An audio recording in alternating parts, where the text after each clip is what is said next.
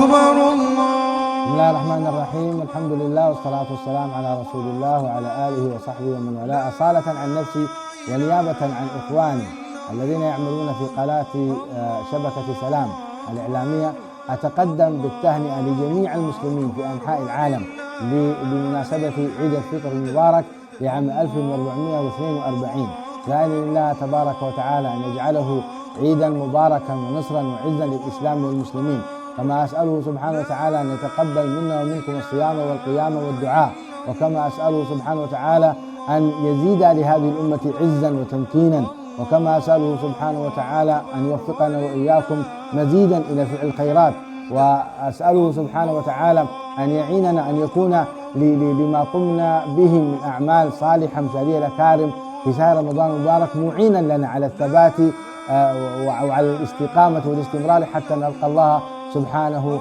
وتعالى.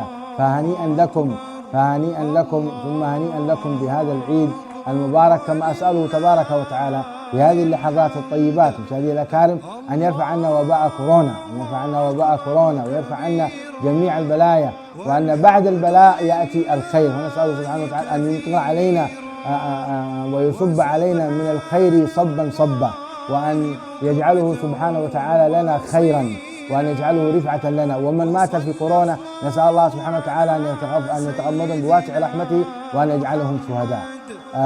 أكرر التهنئة لكم مشاهدي الأكارم، وكل عام وأنتم بخير.